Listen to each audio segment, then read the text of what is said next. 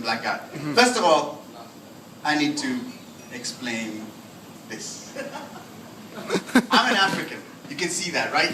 When my hair grows, they grow like balls. I need to comb. It's that simple. It's just a taming thing, you know. Next is my chest, then my balls. Oh. Sorry. Okay. Now, this is very daunting being on stage. This is my second time. My first time was opening for Maz Jobrani. Woo! Woo! How it happened, I mean, like, it was just, I go buy a ticket and says, you're opening for Maz Jobrani, just because I show up, I have comedy on Facebook. And I'm like, no way, I'm not going to do it. The guy who bought the ticket for me, when they said, here, I'm returning my tickets back. I said, no way, I'm not going to do it. I gave them my conditions, and we went on. The next day at 11 o'clock, I talked to my friend, and I said, look, let's go check out this comedy. We'll see what happens. So we go buy the tickets at 11 o'clock, and she says, you're opening for him tonight. Whoa. Okay, did you get the other comedians? Good, we're going to do it. At that point, I'm like breathing. The lady next to me says, breathe in, breathe out. Now push. Her name is Sanat the Wheeler. If anybody knows Arabic, it means long year. I looked at her and I didn't know how life is funny. From 11 o'clock in the morning till 7, it was one hell of a long year. It really is daunting being on stage, right? So I gave a disclaimer. I said I might not be the funniest, but I'll try and be refreshing. The second disclaimer, you're in a comedy theater, so throw offense out the window. Okay. I'm here with my two best friends, Mr. Mike and the guest speaker. I also want to bring your eyes and attention to our lovely stage, which is nasty and obviously done by a man. Don't know where they got that. So, I'm here. How I started, I was a little controversial. I try and live, before even getting controversial, I try to live a funny life. I call it a humocracy. A humocracy is a word I invented. It means the rule of humor. Just democracy, humocracy. I'm not even making you guys laugh. I'm going to serious stuff. Okay. I lost track of stuff. You know when you freeze? Yes. Okay. I talked about something called biblical fiction. Okay? It's kind of funny as it is.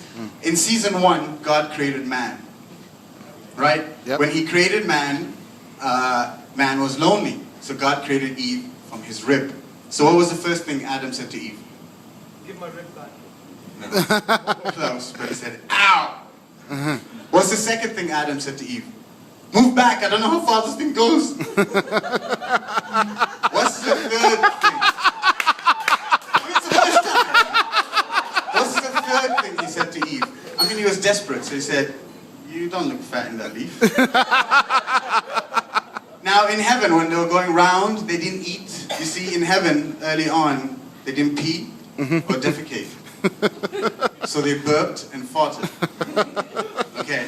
Now, nobody thinks about this, but the devil somehow, after being kicked out, got back in as a snake. And he convinced Eve to have the apple. Eve convinced Adam. Now, when they had the apple, this was the first time they had food, so the stomach started rumbling for 3 days. Next thing is, the biggest dump came out. God went, Adam! And that's how they were kicked out. Season 2. Season 1, episode 2 came Noah. Noah, we kind of know nobody listened to him, and he went on for 950 years begging the people to follow him in his own way.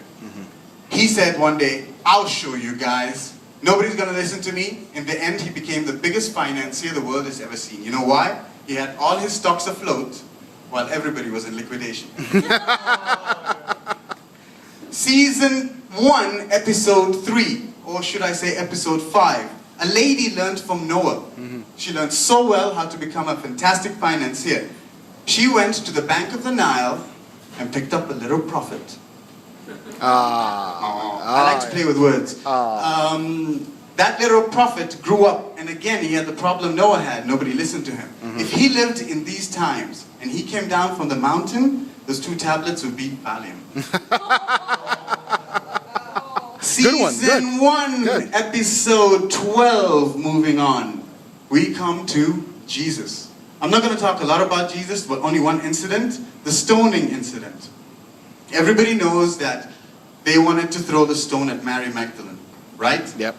At that point, Jesus Christ comes on and says, "Those without sin cast the first stone." Suddenly a stone was thrown, everybody looked at the direction, and Jesus Christ went and said, "Mom, sometimes you tick me off." Woman was sinless, right?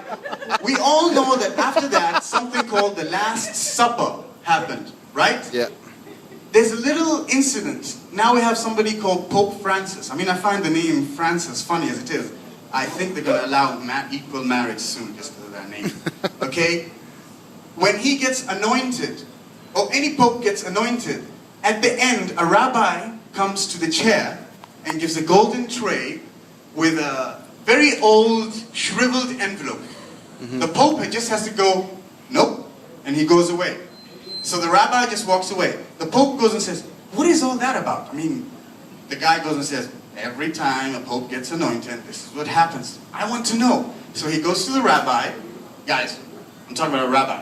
He goes to a rabbi and he says, "Listen, Rabbi, let's have a drink between the two of us and we'll find out what's in that shriveled envelope." So they agree. They go over to a room, they open that shriveled envelope, they see a little shriveled paper. When they take it up, it was the bill for the Last Supper.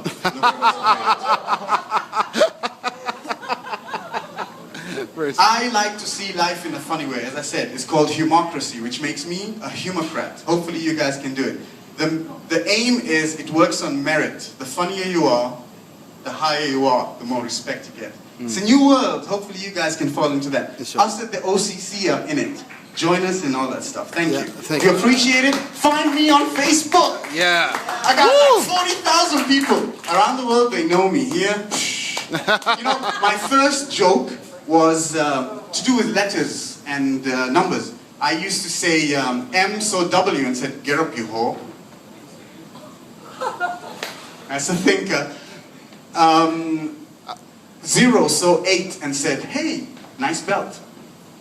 You guys don't have visual stuff. Okay. No. Those were my first jokes, okay? And I used to say like, doing maths in the jungle is dangerous because when you get to 4 plus 4, you get 8. See, my lame stuff. Slowly, I moved on and on and on until I get to where I was and start creating, just imagining this through worlds. So we're talking about life. Forrest Gump goes and says life is like a box of chocolate, right?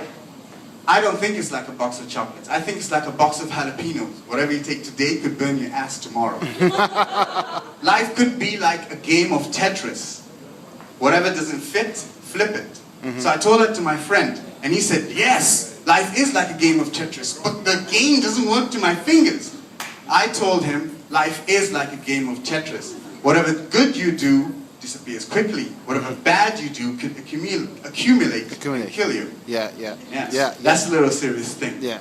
On my last note, because I'm kind of dying here. No, you're not. No. I was with my friends earlier on today, and I like to play with words, as I said. And the guy went and said, "I'm going to Kenya." Oh, I thought I heard him say he's going to Kenya. Then he said he's going to India. So I decided to play with words. So I told him, "Kenya make it?"